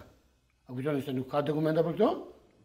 Po Gjeladin Gashi nuk ka kanë rëci lopëve të Rustem Berishës as dikujt tjetër, po kanë komandanti i mbështetjes logjistike të ushtrisë shqiptare të Kosovës, antari i shtafit përgjithshëm. Ne duhet bërë, nuk duhet ta shajë Rustemin, por Rustemi ka gabuar, realisht. Se kush e ka dirigjuar, se kush e ka ndërtuar atë, ka gabuar. Do ishte shumë figure më e madhe se që është sot, nëse ai do të kishte ecur drejt. Me pas qenë veç Rustemi ka qenë lehtë general, por shumë njerëz po harrojnë pikërisht ajo se ekzistojnë arkivat për çdo gjë. Incizime telefonike, përgjime, shpërgjime, çdo gjë është e faktuar. Edhe tani kemi ardhur tek finalja. Kur u zbatu urdhri, çka ndodhi mas bisedës të shefit shtabit përgjithshëm Bislim Zyrapit? E mora Rustemin në telefon. O Rustemi thë nuk po e gjej dot dajen. Të lutem hin lidhe me Bislimin se mos ka ndonjë numër tjetër telefonit edhe e gjenaj. Mirë, tha Rustemi. E morin telefon, Bislim Zyrapin. Bislimi si kishim ra dakord, i tha mirë, do të kthej përgjigje unë. E mori pas 5 minutash, i tha, Rustem, shtyhet 24 orë sulmi. Bisedove me dajen, nuk ke probleme, vazhdo, përgatitet o masa që nuk i ke përgatitur, dhe me orën 3:00 të datës 9 prill, të fillosh sulmin. Mos harro. Rustemi sot del në edhe në televizion, edhe do oficer atje, thot, ka qenë edhe një farë Kudusilama ati, madam. Ashtu se kam dëgjut e tha. E kam gjuhë. Nuk jam unë një farë Kudusilama, unë kam qenë komandant i vendit. Dhe Rustemi nuk kishte guxu as me bujt një natë aty, mos me pas qenë një farë Kudusilama, ai komandant i vendit aty. Atje kam qenë komandantun. Këtu në Kosovë keni qenë ju. A më kupton? Nuk kam qenë unë këtu. Atje kam qenë njëshun. Po, sigurisht. Atje mua edhe kryeministri më merrte më saban telefonin, më thotë si e kalove sot. Edhe presidenti. Edhe presidenti, edhe ministri, edhe tjetër. Jo se isha unë shumë i bukur, as se ata kishin nëjë gjë me mua, por e dinin se isha në situatë vështirë dhe donin të më përkthelen një farë forme, siç thashte luftari duhet përkthelen pak sa do pak që të jetë mundur. Më kupton? Pra unë isha dikush atëherë. Nuk isha një farë.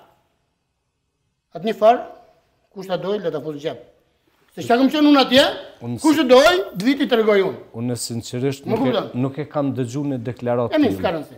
Edhe unë prap nuk du me besu që Rustem Berisha ka thonë për Kudusilame një farë. Nëse ka thënë personalisht, ka qenë prezent kur është thonë. Aja është tjetër më atë. S'ka rëndësi, nuk e di, nuk duat me remercion. Është djali mirë, nuk e paraqitoj. Aja është ushtari UÇK-s, është Flori. So legjeni flet anash, nuk ka përgjigje. Aja është ushtari UÇK-s dhe është Flori. Por të kemi parasysh një gjë. E njeh Naim Malokun? Po. E di që ka qenë luftë Kosovë? E di që ka qenë oficeri i ushtrisë shqiptare të Kosovës? Po. E di që ka kryer luftë për një periudhë gjatë? Po e di ti që Naim Maloku ka qenë koshare në 99-ën? Po. Po, a ka qenë hizmeqari Rustemit Naim Maloku? Të lutem, a ka qenë hizmeqari Rustemit Naim Maloku? Jo. Kemi qenë gjithë. Të lutem. Mirë, ora kam qenë edhe unë aty. Po prandaj po them se po kanë qenë oficerët e mi. Kë ka pas komandant artillerie? Që ja ka pas vënë emrin Breshrizi Rustem Berisha, që s'ja përmend emrin sot fare. I Shqipërisë ka qenë. Breshrizi i Rustemit ka qenë Rakip Sadiku. E din mirë kush ka qenë Rakip Sadiku dhe çfarë detyre ka patur. Ashtu siç kanë qenë shumë djem të tjerë, edhe ai Recep Kartoçi, majori tjetër i policisë ushtarake, Demir Rustemi, edhe të tjerë me radhë. S'ka rëndësi. Problemi është ky. E di ti që në atë front ka qenë edhe Jeshar Saliu? E di. Me pushk? E din? E di. Po mirë, e di që Jeshar ka qenë antar i shtabit përgjithshëm? Ish kryetari i fondit në Liga Thret? U kriju qeveria e përkohshme, u emërua ministri i financave, dorëzoi fondin, erdhi në front. Po pse mercenari apo ushtari apo hizmeqari i Rustemit apo i dikujt tjetër që Jeshar Saliu që erdhi në front Koshavës? Pra, nuk duhen bërë shaka të tilla nuk duhen bërë shakara. Ato armë që i mori atje ku gjeti? Kush ja dha Rustemit? A thua kur e privatizon 2000 sa armë, ku i mori ai? 500 ton municion ku i mori? S'kan qenë qeverisë Kosovës. Atëherë në qoftë se ai, atëherë dashka të paguaj parat. Sa të parat duhet t'i jap dikujt, dhe ai dikush që mund. Mi bire këtu. Dhe le ta privatizoj, pastaj ta shohim që t'ia shohun atij njeri që jo kon pronari armëve. Kupton apo? Nuk do të bësh shakara të tilla. Askush s'ka drejt bësh shakara. Me njerëz, me luftën, me vlerat kombëtare. Ai ti jetë krenar, që ka qenë luftari i ushtrisë shqiptare të Kosovës, që ka qenë komandanti i një njësie ushtarake të ushtrisë shqiptare të Kosovës, që ka qenë komandanti i njësisë e cila është kompletuar klasikisht si ushtri për të vepruar në front. Dhe nëse ka pas ndonjë strukturë ushtarake, që ka qenë ushtri klasike, përballë një ushtrie klasike, vetëm Brigada 138 ka qenë. Kjo nuk është merite e Rustem Berishës. është merite shtabit përgjithshëm të ushtrisë shqiptare të Kosovës që i krijoi këtë lloj përmase. Që i dha këtë lloj përmase.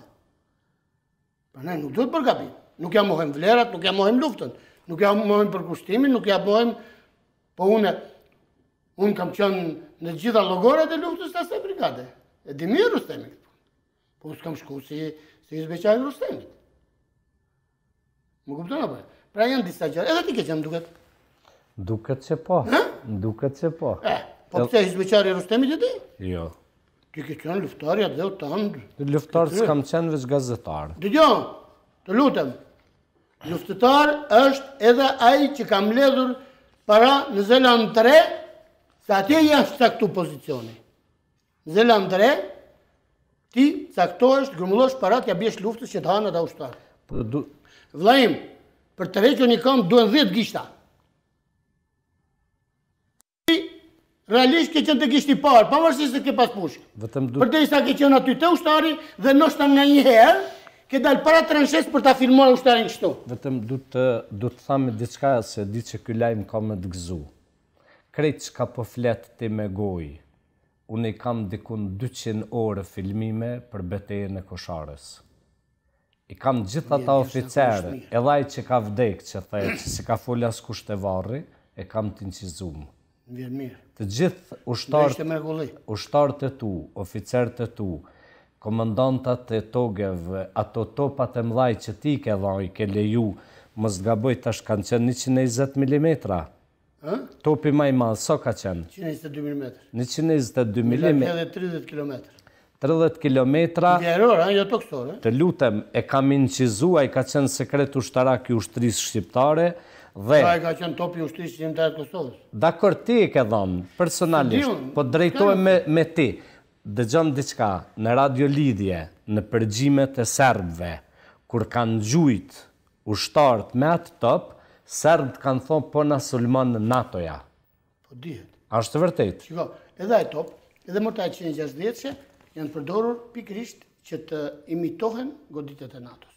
Do me thonë, fuqia ka qenë aq e madhe, sa që forcat serbe kanë thonë që po na gju NATO-ja. Mirë, a të tregova tash edhe unë i diçka. Edhe kam të filmume edhe bombardimin e Kosharës, edhe plagosjen time, edhe gjitha. Por janë pasuri e Kosovës, janë pasuri kombëtare, janë vlerë kombëtare. General, am lejon të them një diçka. Nuk kam bërë akoma ndonjë film për Kosharën vetëm për një arsye. Se për momentin janë duke dominu antivlerat. Kur të rritet brezi i ri që është duke gëzu lirinë e Kosovës, do i qesim atëherë edhe ai brez do ja din vlerën aty në incizimeve. Edhe asoj lufte. Të shpresojmë që të mos merren më njerëz me budalliqe tani, ta kuptoj se cili gjej pjesën e vet, merret me atë çka di vet, çka ka pa vet dhe çka ka bë vet. Mos merret me kamuflime, me budalliqe. Ndoshta ke pas rastin me pa që kam dhënë për herë të parë edhe ushtarin serb në uniform. Shiko, me Nasimin, po do vim taj, do thot, është ajo dëshmi, ti se ke ditë që e kam unë t'incizu, ma bëja. Gjë më bukur që kam parë unë në emisionet tua, nështë ka qenë ajo. Gjë më mrekullueshme. Edhe unë mendoj... Dhe mendoj që ke vepruar shumë mirë që nuk ke rënë kurthin e pastrimit të filmimeve, nga herë pastrohen filmimet, a di na... Nuk e ranë kurth, i e të reguar original, profesionist, në kuptim në vërtet fjallës, se po të kështë ranë kurth dhe ta kështë portretizuar ushtarin, apo ta kështë ndërtuar në një mënyrë tillë të atë lloj skene, po të them me pas organizuar dhe film me aktor, nuk mund të dilte në atë mënyrë.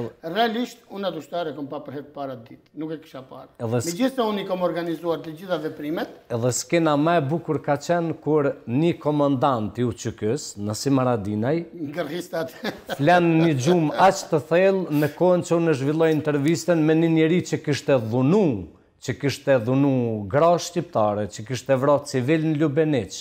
Do me thonë, ka qenë diçka e jashtëzakonshme, unë e kam dhënë atë për televizionet e huaja, ka qenë shfaqja e parë për mediat shqiptare, dhe ma ke thonë një diçka të bukur se edhe ti personalisht ke reagu që matrapaz të ndryshëm hajdut ordiner si një aurontare që ban 2 orë emision të turpit me Blendi Fevziun, të Opinion, ban 2 orë emision me incizimet e mia. Shiko, ti e ke parë në kënd vështrimin tënd atë, e kam pa unë atë emision. Në vijën e frontit, ku dëgjot zëri im. Po, e kam parë atë emision unë, e kam, po, mënyra trajtimit, le filmimet, po mënyra trajtimit bisedës këtyre të dyve, gazetarit me këtë... Ata janë tregu 2 paftyrë, ma dje Blendi është tregu shumë ma i paftyrë se sa aurontare, se ka ditë. Por për të informuar ty, unë ju kam bërë mesazh, se aty shfaq një numër aty ai. Po. Unë ju kam bërë mesazh, dhe nuk ju kam bërë mesazh pa adresë. Ju kam thënë, mos veproni në këtë mënyrë se dëmtoni vlerat kombëtare. Nëse doni të bisedoni, mbani pranë vetes një profesionist që ai t'ju jap orientimet se çish duhet të flisni e çfarë duhet të bëni. Ky veprim për mua është i pamerituar dhe i pavlefshëm. Këto fjalë po ua thot Kudusi Lama, general, ish komandanti i divizionit Kukësit, kur ka ndodhur këto ngjarje për cilët po flisni ju. Aurontare ka Ja qenë... kam shumë adresën atë. Ata nuk reaguan fare. Jo, aurontare ka qenë vetëm një përkthyesje thjesht i televizionit ITN. Njofe, di, kam takuar dhe në kohën ato kohë. Bravo, dhe ne i kemi përcjell të shumtën e rasteve, filmimet e mia i kam përcjell tek gazetarët përmes Nasimit, ose Agronit që ishte, ose Rifatit që merreshin me furnizimin e armëve, dhe ai ka përfituar nga rasti me marrë një kopje nga televizioni, edhe vrasja e Abaz Thaqit. Të kujtohet komandanti Abaz Thaqi, kur u vra. Në BBC, unë e kam dha, unë e kam filmu, së vetëm unë e kam qenë, dhe kam incizim me Abaz Thaqin 20 minuta. Dhe kur e jep televizioni ma i fuqishëm botëror mbas CNN-it BBC-ja, në vend që të thot redaksia televizionit shqiptar që këto janë pamje të kolegu tonë Milaim Zeka në vijën e frontit, ju duke i mander me thonë që janë pamje të BBC-s. Dhe me thonë, këto matrapazle që ka ndodhe dhe në luftë edhe po vazhdojnë tash me ndodhe dhe mbas luftës. Kthehemi tek zbatimi i urdhërit. Kalun 24 orë, që ka ndodhe? Realisht, kalun 24 orë, në orën 3, duke u gdhej data 9, 3 qerek realisht, praktikisht. Filloi operacioni, forcat kaluan në sulm. Bile nga atë ditë kam një kujtim të veçantun, sepse kur kam bërë inspektimin papaj, ati kam gjetur një ushtar. Një ushtar Frashor Oseku. Po, nga Stockholmi, nga Suedia. Gjakovar, i dalu me familjen Suedi, po ai djali ishte kaq. Djali mrekullueshëm. 2 metër djal, i gjon 1 metër, lëvizte me vështirësi shumë madhe. Thash, po ky, ushtar, ja, në asnjë mënyrë ja. Ky ushtar ja. Më thanë, po çfarë bëjmë me të? Çfarë profesioni ka? Merret me kompjuterat. Në zyrë time do punoj për kompjuterat. Atje do t'jetë në zyrën time. Kisha unë një zyrë atje ku ma mërme do t'a kesh para atë zyrën ti ku ishin ata djemë që i shërbenin luftës. Dhe i thonë ati duhet shkosh me generalin sepse të donë të punosh në zyrën e tia. Edhe e hoqa nga reparti, nga papaj këtë djalit frash. E mora në zyrë. Dhe atë ditë unë po ndiqem, ishem në atë zyrën kur ishin këta djemët. Po ndiqem operacionin, se filloi lufta dhe po ndiqem operacionin hap pas hapi, ky rrinte aty përpara kompjuterit, ky djali. Frashë. Po rrinte pa lëvizur fare, pa folur fare. Deri në orën 9, 6 orë. Në orën 9 thot, që po ndodh diçka, e marr vesh. Se ç'po ndodh, nuk e di. A mundem me pyet ç'po ndodh? Edhe unë u ktheva, i thash, shokët e tu po luftojnë shumë mirë. Thjesht me iden ta gëzoj. Me iden ta gëzoj. Ky djali më veç ka bo bap, më ka me kres për mu, i deng, mu dash me thirë ndim, më ardhë oficera ushtare me majtë, se s'mbaja ishte 160 kilç. Ku mbaja djali? E me zdorë të mbajtëm qakir, birë, unë luftë të vrava veten. Qakir, urgjent për front. E nisëm front, e shkreti 3 ditë, në kërë 3 ditëve, i rëndët ciflet që edhe sot e kësaj dite ka ngel me probleme, a kupton apo jo? Por, se ishte pa manovruar shumë, nuk ishte djalë fronti aja, a kupton, pa ajton dhe me shku në front. Absolut. Dhe më e forte, a di si është? E ka qenë edhe në front Macedoni. Ashtu është. Ka qenë edhe në ushtrinë që imtare kombëtare. Dhe para se të shkoj, ka ardhëm, ka të kontaktuam, ka thëmë për shkoj. Prap kam ngullur që kam që të mos shkoj, sepse unë pastaj rrjedha më mori me vete, mua më qoj edhe në Preshev, më qoj edhe në Macedoni, më mori rrjedha, heca me rrjedhën, se ashtu duhe hecur, realisht. Edhe do thot akcioni përfundoi me shumë sukses. Pastaj lufta vazhdoi çdo ditë, bëshin kërkesat. Përjetimi keq ka qenë për mua vrasja e Agim Ramadanit. Sepse unë nuk e dija, kam komunikuar edhe atë ditë në mëngjes, që ajo është vrarë, nuk e dija kam komunikuar me ta. Por do të thënë komunikimi im edhe pas si ka filluar fronti, unë pavarësisht nuk kisha komunikim me Nasimin, kisha komunikim me Rustemin, po komunikimi me Agimin ishte shumë profesional. Dhe unë, si të them një farforme në pikpamje profesionale, u dashurova pas këtij djali. Domethënë e dëshëm megjithmonë që ai të ishte dinamik. Por deshi fati që ai vërtet edhe realisht unë e kam përjetuar jo thjesht si një humbje oficeri apo një humbje funksionari në radhët e ushtrisë, por si një humbje edhe të një profesionisti për të sotmen. Ashtu sigur se edhe mua më humbi një krah që unë e kishem shumë, domethënë unë ngela në një farforme, psova një numër verbrie me humbjen e Agimit. Ashtu e kam përjetuar edhe vrasjen e Saliçekut. Bilu mendoj se Nasimi më ka dhënë sinjalin mos kofsha gabim dhe duke qarë.